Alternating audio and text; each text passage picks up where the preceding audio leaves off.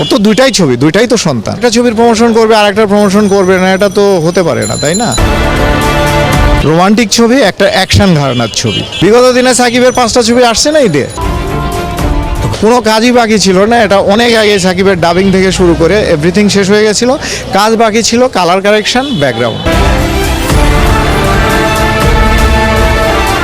তার মানে হচ্ছে সাকিব খানের ভাগ্য খারাপ। হ্যাঁ, না সাকিব খানের ভাগ্য খারাপ, এবং সাকিব খান কিন্তু এই মুভিটা নিয়ে বলতে পারতো, ও দাঁতে দাঁত এটে না থেকে বলতে পারতো যে ভাই আমার একটা সোশ্যাল রোমান্টিক ছবি, একটা অ্যাকশন ঘরানার ছবি। ওর তো দুইটাই ছবি, দুইটাই তো সন্তান।